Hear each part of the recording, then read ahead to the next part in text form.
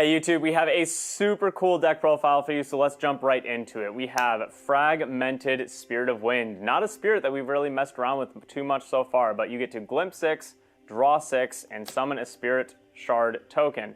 This means that you can pop this once you're level 3 or higher and draw a card, which we are going to get to level 3. So we have Diana level 1. This is not a Ranger deck. I told my locals that I was going to be playing Wind Merlin against them, and then I brought out Diana 1, and they all looked me dead in the eye like I had lied to them.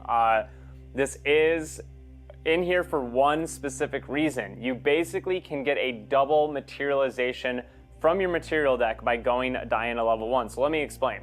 You go level 1. When you are level 1, you're going to pay 3 from your hand to activate Framework Sidearm using its special ability from your material deck, and you can do this in your main phase. So it's not like it's not counting as your materialization during your materialization step. So this is basically like going Lorraine level 1, getting your sword out, right? And then once you go up to level 3, you play your Ghost of Pendragon, you put back Framework Sidearm to the material deck, you draw 2, still standard Merlin lines here. But then you're going to lineage release Diana level 1, and you're going to bring the Framework Sidearm back to the board, and you can play another Ghost of Pendragon and keep the value train going. So really, really good value there. It does sacrifice going like Ascensions because you're just not getting that early sword, so you're not having the target for Ascensions. So we're not running Ascensions in the deck list. And it does sacrifice getting that sword out early to use to help control board and stuff. But you should be able to survive until you're level 3 with all the wind survivability cards in this deck. And I think it's worth giving up the Ascension package because this is really leaning into Ghost of Pendragon. So yeah, just a little cool trick right there. And then Merlin level 2, since it has no lineage on it, you can level up from the Diana. It's Merlin level 2. Merlin level 3, I'm gonna unlock our Crux cards. We only play 2 Crux cards in the list. So it's a little Crux light, but it's because we're in wind. We really need to keep that wind count high up. And yeah, this is going to let you just draw a bunch of cards. Like I said, wind can stay alive for quite a while. And so Wind Merlin in previous formats has always had a really good time drawing a lot of cards. You get that draw every other turn basically. But it's never really done anything with the wind counters. But thanks to a new card, very excited to finally be playing this, Imperial Seal. This is going to finally let us do something with our level counters. So we are going to be playing Fireball in our Wind Merlin list by materializing this, banishing it, and then playing Fireball on that turn. So Imperial Seal, really good. Like I said, Wind Merlin draws so many cards, you don't really need the GCR or the Temporal Spectrometer or whatever card you decide to put in there. So we also have Majestic Spirit. Incarnate is going to be really good in this deck. We have some Empower cards. We are Wind, so playing this defensive beast is really, really nice. And then one of my favorite cards in Grand Archive, we are running Ventus, and it actually finally feels like it is doing a little bit something better. A nice thing about Ventus is that if you bring this card out, later when you go Cloudstorm Orb, this is a new card that'll empower X, where X is the amount of non-champion object wind element objects that you control. So you don't really stick a lot of allies on board, but if you go Ventus early and then late game you go a Cloudstorm Orb, you're going to empower 2. And what's really nice is that this can be a thing that you materialize in the late game, and you get your empower 2, whatever, then you play Ghost and you put it back, and then you can keep doing it over and over and over again, which is just really nice because Ghost of Pendragon before this set really hasn't had that 0-cost Regalia that gets value by being materialized, and then like it doesn't matter if it gets put back later. So really nice to have that kind of card in your material deck now. We have Tome of Sorcery. This is basically our Drawn Blade. Always really good to have that 1-cost draw a card with the Ghost of Pendragon loop kind of thing, so that way you have a way to utilize your floating memory in the late game. And the Empower one is actually pretty relevant. We're running Incarnates, we're running Disorienting Winds, we're running Fireballs, so the Empower comes up for sure. We are running Nullifying Lantern.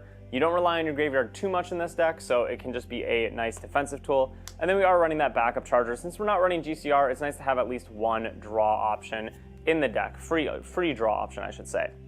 All right, so that is the material deck. Let's go ahead and talk about the main deck. Like I said, we're only running 2 different Crux cards, 3 Incarnate Majesties. You do filter a lot in this deck. You should be able to find this by the time that you can play it. And we do run some in power and such, and this is supposed to be a defensive card. So just really, really good card for the deck list. Then we have 4 Ghost of Pendragon. Like I said, this is Ghost of Pendragon Turbo deck, basically. I played this at locals, went undefeated. I can't tell you how many times I started the turn with like 5 or 6 influence and literally ended the turn with like 18 influence. It is absolutely crazy, and we'll go through some of the combos that you can do with this card compared to a deck like Fire Merlin. You can abuse Ghost of Pendragon so much more. We're playing 4 Mnemonic Charm.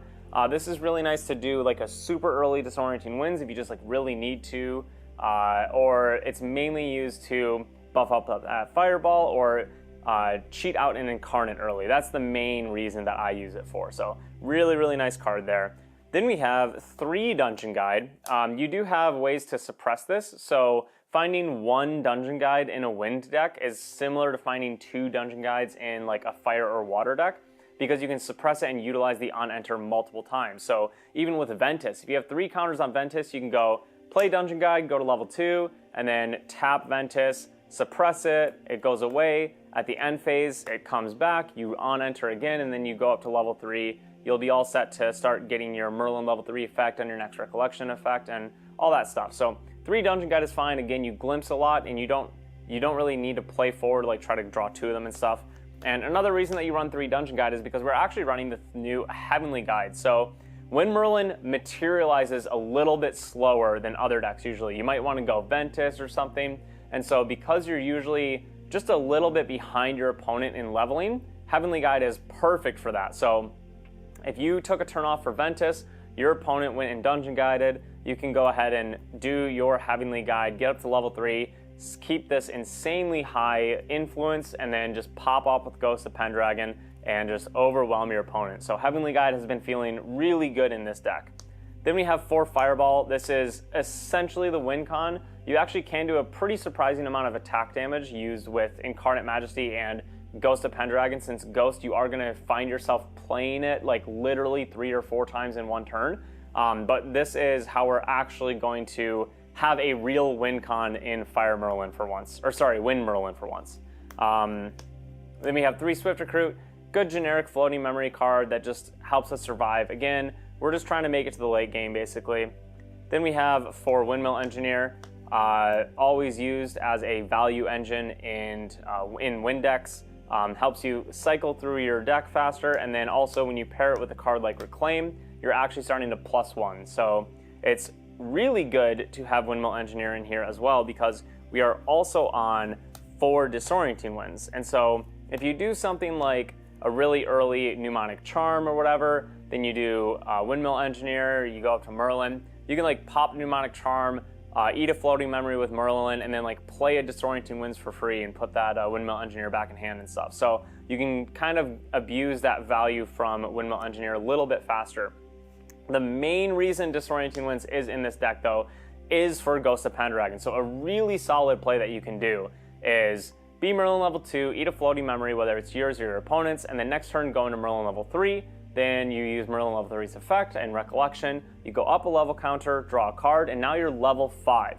Then you go to your turn, you play Ghost of Pendragon, you put back your Framework Sidearm that you got out from Diana level 1, and then you draw 2 cards. Then you Lineage Release, you bring back the Framework Sidearm, you swing your Ghost for 3 damage, whether to kill off an ally or do some attack face, and then you play Disorienting Winds completely for free, you put the Ghost back, you draw a card, you play that same Ghost again, put back that Framework Sidearm that you had out, and then draw 2 more cards. So you've drawn like 5 cards, you've done 6 damage with your Ghost of Pendragon, and you're just absolutely popping off and gaining a ton of value. It's unreal how much value you can get with this deck. So really, really strong card there. We have 3 Favorable Winds. Not really used to try to like make your stuff survive, but just a good generic mage spell floating memory. It can give you a Ventus counter and such. So then we have 3 Scout. We really just value filtering through the deck and finding things, so Scout just kind of fits in here. Then we have 4 Veiling Breeze. This is how you're going to survive as a wind deck, and it is insanely broken with the new Cyclical Breeze. So you have 8 Breeze in your deck, and basically this can count as more copies of Veiling because this returns a target wind element spell card from your graveyard to your hand, which even though Veiling Breeze looks like it would be a skill, it is a spell. So very, very good card there. You can use Cyclical to get back Disorienting Winds to do more value plays. You can get Veiling Breeze back to do defensive plays. World is your oyster. Then we have 4 Fairy Whispers. This is why we have to keep the wind count up so high, is for cards like Veiling Breeze and Fairy Whispers, why we can't afford to run a huge Crux engine, but you still have a big Crux engine that is guaranteed to get you some value anyway. So Fairy Whispers is really good. Find those cards that you need, filter through your deck.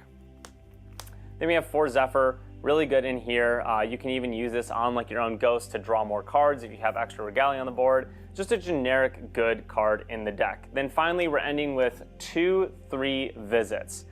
You do get the Mage class bonus once you get to level 2, and so you can use this to just kind of glimpse through your deck, get a little bit of heal in and everything. I've been pretty pleasantly surprised with this card. It's felt pretty nice. I don't think you'd want to run like 4 of or something like that in this type of list though, because you can't really utilize the extra zone effects activating from Graveyard and Banishment until you get to level 2 or 3. The nice thing is that you're not really trying to swing with this deck, so it does come up and it is useful, but you don't really need to run 4 in a list like this. So guys, I hope you enjoyed a bunch of new A and B cards in this list, and Win Merlin, if you've been on the channel for a while, you know that I have a super soft spot for Win Merlin. I think it finally got some really, really nice tools to utilize. It actually gets a win condition for once, and so the deck feels busted. Like I said, I played it at a couple of locals now actually, and I haven't dropped a match yet. It feels fantastic. It's such a fun deck to play and go from like 5 influence to like 18 to end the turn off. It just feels like you're doing broken things. So thank you guys all so much for watching. Peace.